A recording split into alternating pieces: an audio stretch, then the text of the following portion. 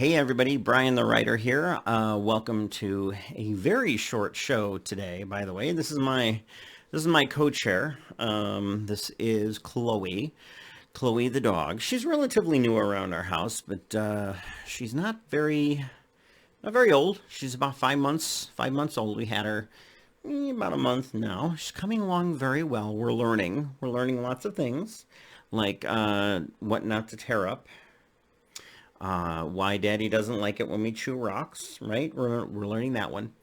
We're also learning how to be, generally speaking, a good puppy. We're attending puppy school. Attend puppy school. Well, I did not start this show wanting to talk about the dog, but the dog just happened to be here, so I figured I'd do a little bit of introduction. So you have met the staff dog. This is I call her our staff dog, Chloe the dog. So anyway, Chloe, why don't you go do something else, and then I'll get on with the rest of this little mini show here, because it's a mini show. Yeah, mini shows are only about 10 to 15 minutes long, sometimes shorter than that. And it's just to discuss a quick little thing and have a little bit of fun so that people can see another video of us. So here, wave. Hi, everybody.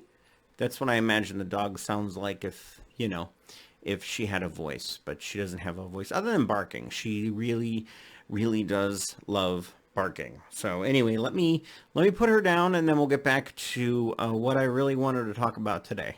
Okay, Chloe, here you go. So I was driving along the other day in my car. Well, of course, how else would you drive? I don't drive a train. I was making my way home from work, and I thought to myself, what would be a very interesting show to do is maybe, and I'm going to see if there's any interest, and this is interactive. So you guys, I want you to tell me what your three favorite books are. Like, what, if you were to pull three books off the shelf and talk about them at home, what three books would you talk about? Okay, so I have three books that I'm going to talk about. One is fairly obvious and more recent, nonfiction, and the other is older nonfiction, and then one is fiction that I really, really liked very much, so I wanted to give a shout out. Actually, I did give a shout out to the author. I interviewed the author on my podcast show. So let's start with, it's kind of an odds-on favorite. Everybody should know that I'm going to go with Stephen King's On Writing. Certainly not the only nonfiction book I have floating around here, but it is, it's a pretty good little book. Let me just read the back of it to you.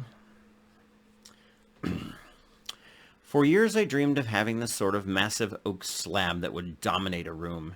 In 1981, I got the one I wanted and placed it in the middle of a spacious, skylighted study in the rear of the house. For 6 years, I sat behind that desk, either drunk or wrecked out of my mind. A year or two after I sobered up, I got rid of that monstrosity and put in a living room suite where it had been. In the early 90s, before they moved on to their own lives, my kids sometimes came up in the evening to watch a basketball game or a movie and eat pizza. I got another desk. It's handmade, beautiful, and half the size of the T-Rex desk. I put it in the far west end of the office in a corner under the eave. I'm sitting under it now. A 53-year-old man with bad eyes, a gimp leg, and no hangover. I'm doing what I know how to do, and as well as I know how to do it. I came through all the stuff I told you about, and now I'm going to tell you as much as I can about the job. It starts with this. Put your desk in the corner, and every time you sit down to write, remind yourself why it isn't in the middle of the room. Life isn't a support system for art. It's the other way around. Now, I love this book for two reasons. First, if you read the first half of the book, you get a very, very good idea of what he went through as to develop in his own personal life, what happened to him, his trials and tribulations, the accident when he got ran over.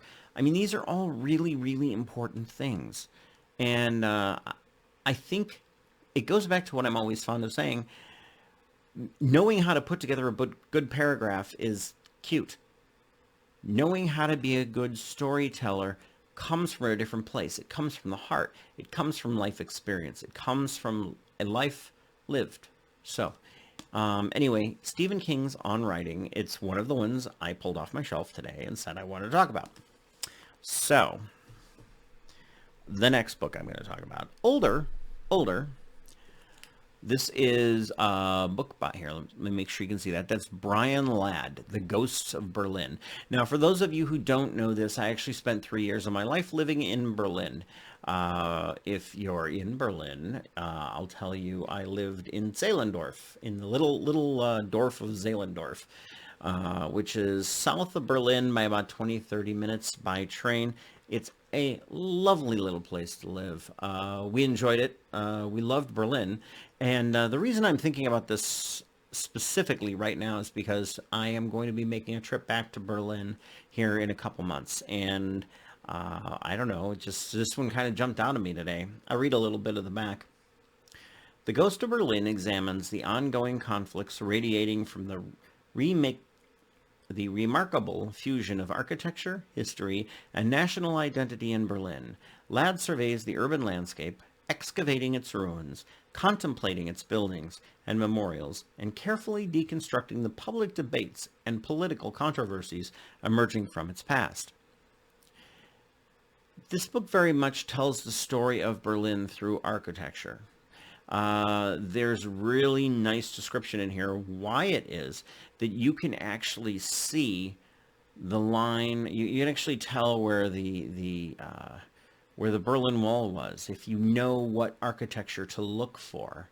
It's very striking to see that and know how much history this city has gone through. He talks in depth about why it is that on the east side of Berlin you tend to see the older architecture, and the west side of Berlin not so much. Very interesting. Love this book. It's a very, very good one.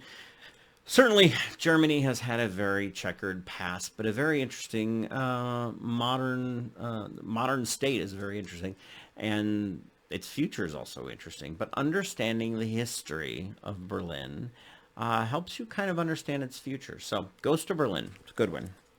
The third book I want to talk about is one that I actually talked about in a podcast not that long ago. I also interviewed the writer as well, and he's a writer that admittedly I've learned a lot from over the years because of his writing style. It is very, very... he knows how to tell a really good story. The characters themselves are believable and engaging. The worlds he puts them in are enticing, and they're dripping with intrigue and interest, and you want to get involved in reading the book. Anything he writes, you're going to pick it up, and 3 days later, you're going to go like, oh my gosh, how am I done with this book already? I read Roadside Attractions by Eric Lottie. Probably, I think it took me 3 days because it is such a good book. I didn't want to put it down. I came home from work and instantly picked up this book, and I was in it again. I think I read it over Friday, Saturday, Sunday, and every time I was done doing something, I had other things to do, but I just found myself sitting in my recliner reading this book again. It's great. Let me read you the back. A piece of hell is hiding in tiny... Wait, I'm gonna make it sound cool. A piece of hell is See, now I screwed that up again. See, now you're sad you're watching. No, I'm kidding. A piece of hell is hiding in a tiny Arizona town. During a not-so-routine investigation into a haunting, a pair of ghost hunters receive a strange text message beckoning them to Dragoon, Arizona. The message promises them a ghost unlike any they've ever met, and riches galore for investigating the entity. They find the ghost, but more sinister forces are lurking in the town, and soon the ghost hunters and the ghost they were sent to hunt find themselves caught between a renegade devil and the hit woman sent from hell to stop him. With with time running out and no one to turn to, they'll have to dig deep into science, magic, and themselves to stop a great evil from awakening, or the world will suffer an eternity of darkness. A tale of good, evil, and everything in between is about to unfold at one of the country's most mysterious roadside attractions. The thing I particularly love about this book is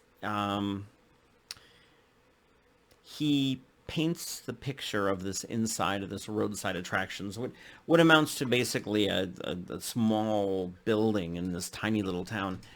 You feel the size and the scope of it. You understand based on the characterization there's something more going on.